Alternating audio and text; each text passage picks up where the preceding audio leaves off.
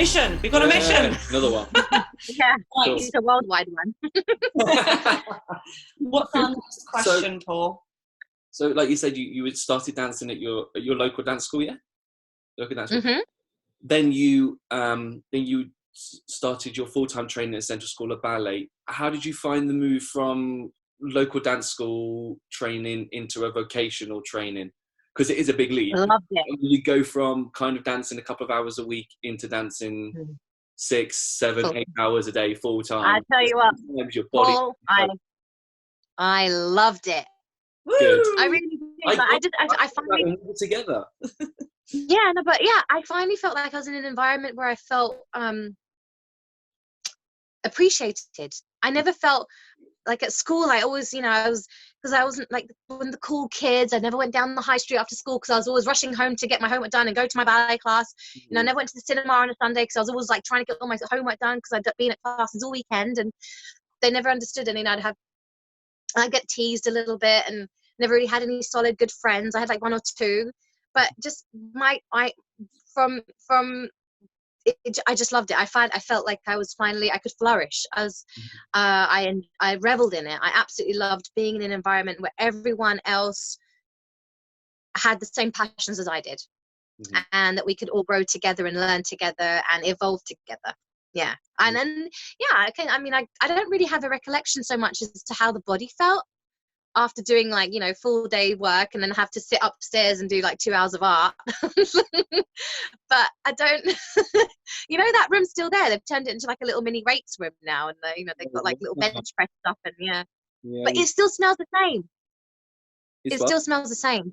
Still smells the same. Yeah, exactly the same. That's that room upstairs. And there was all paint on the floor. And have you been back to teach, or do you just creep in just to smell that room? Yeah. No, I taught at the summer school. It's just gone. The summer school. They had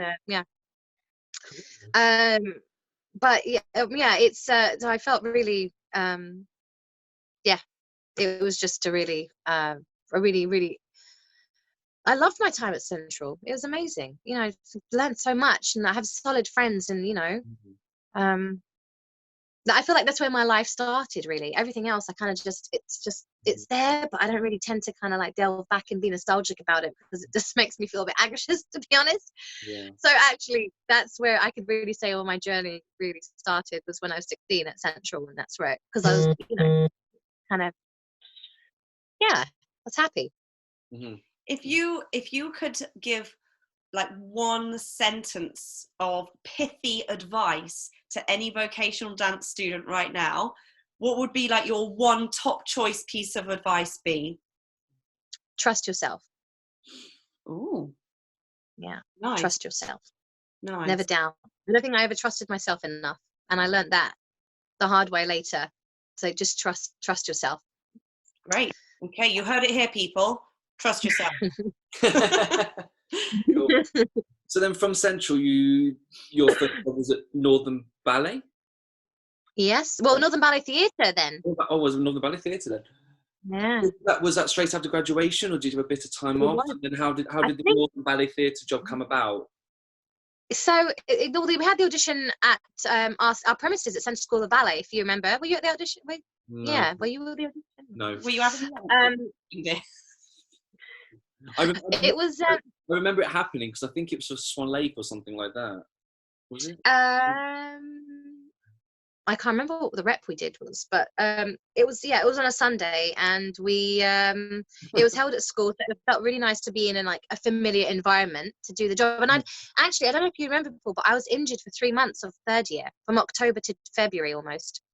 I had really bad Achilles bursitis, so I was out. I missed a lot of the main auditions that happened over December, January, which really, I was like, oh my God, I can't believe it. I'm never going to have a job. And then I made it back just in time for the tour.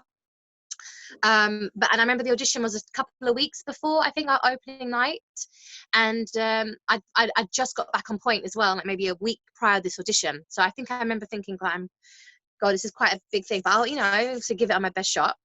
And it was like a full day thing. We did the audition, and I found out, kind of made it till the end of the day, and I found out like Diane Taben, David Nixon's assistant, kind of gave me a call maybe a week or week and a half later, just saying that I'd been offered a contract. And I remember, and I got the call just leaving school. I remember, you know, that zebra crossing just outside Pebble Hill.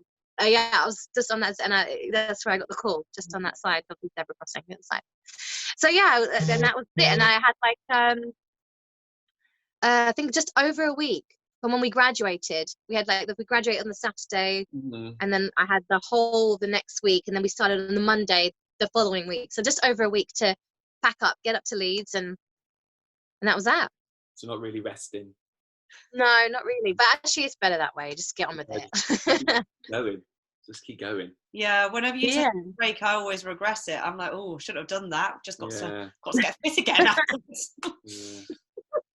So I think a break's good, like mentally, you know. Physically, sometimes something good, but mentally, Yeah, definitely. So do you have a favourite role that you did in Northern? Oh yeah. So I have two. There was the gypsy, one of the lead gypsies in Romeo and Juliet, Matteo Morricone's Romeo and Juliet, classic vintage Northern Ballet rep. And then David Nixon's I Got Rhythm. There was My Man's Gone solo. It was more of a contemporary one. That was a really, really emotional, a dramatic solo. Really, could really invest in. And plus you had the orchestra and the singers on stage with you behind you, so you know, extra energy coming from there. Cool. Like obviously the style of Northern Ballet Theatre was ballet, but you said that the piece was more contemporary. I mean, did you guys have contemporary classes or anything like that? Not really, no, because it was more I'd say contemporary, but it was more I mean, you're still on a flat shoe, you know, it's still a lot of like kind of ballet. It was still David Nixon choreography, but it was just a little bit stripped back. I mean, most of his choreography obviously isn't classically regimented, but obviously it's all in point. So it's like it's theatrical, it's dynamic, it's diverse. But this one was a little bit more grounded. So it was a little bit more grounded and just dramatic. It was quite a dramatic solo. But we didn't really have any because we didn't really do any big contemporary pieces. Not while I was there, anyway. Well, I do think they did. How I think they're doing. Yeah. Now, I'm sure. That's good. Yeah. But it's really interesting that you mentioned, you know, you said the word theatrical and dramatic. Obviously, those are a couple of things which are very important to us in our company. But we see a lot of dancers these days who are, you know, in training and they're focusing in on their ballet or they're focusing in on their contemporary, but maybe they're not really thinking so much about where things like their acting skills might come in handy. How would you say those kind of extra theatrical skills have helped you in your career? Because I know you guys at Central will have studied acting and things and singing and things like that. How do you feel that has informed you as a dancer? I tell you. So well, my time at Northern, I wasn't necessarily pushed or challenged as such, but I got to watch a lot of beautiful artists indulge in such amazing work, and I watched and I studied and I learned from some of the best, because Northern Ballet Theatre, it wasn't that it was named like that for a reason. They delivered the theatrical ballets, right? All these beautiful, like Three Musketeers, Christmas Carol, Peter Pan, Hamlet, like really authentic just really amazing and unique pieces. And obviously we had do you remember Pat Doyle? She used to give us classes at Central, and she used to help David. She was his dramaturgist, so when it came to narrating and finding stories and scripts and narrative within a ballet, she'd help us.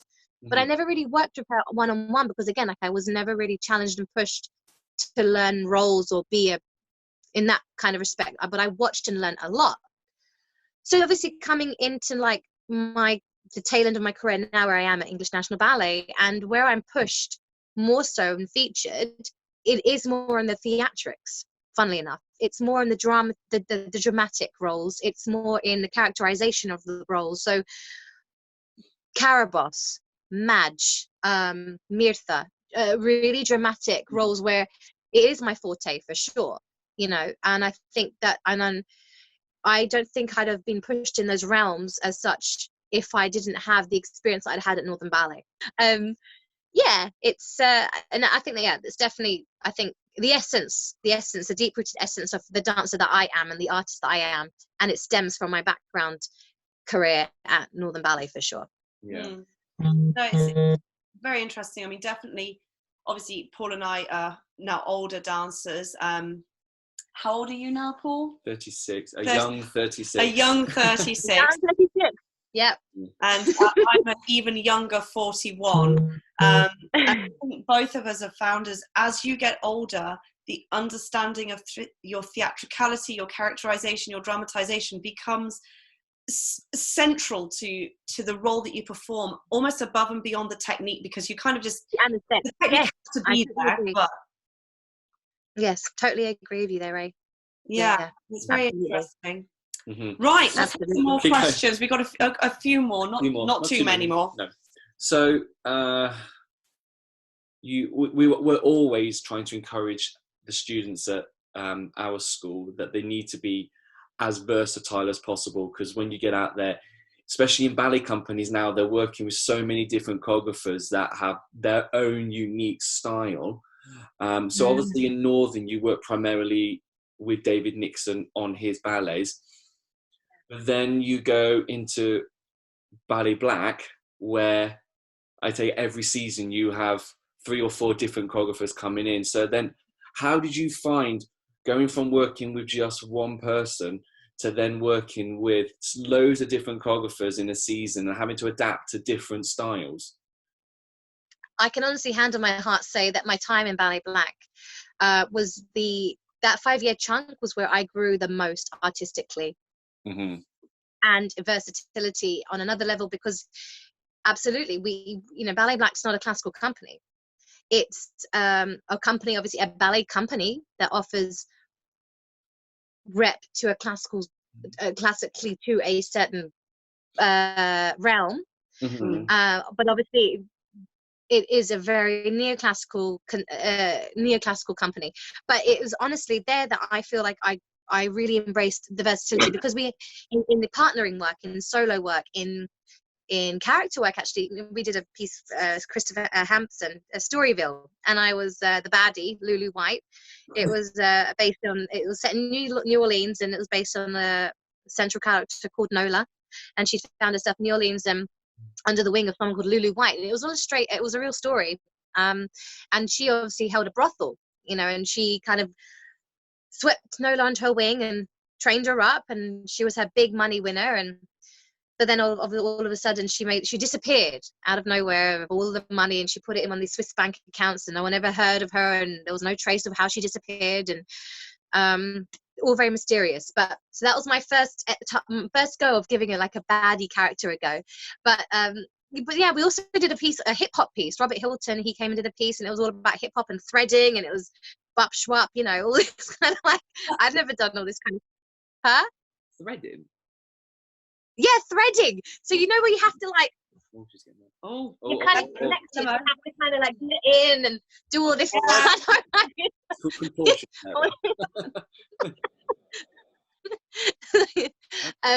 You're not street enough to know these terms. Yeah, I'm cool in my own way. I'm unique.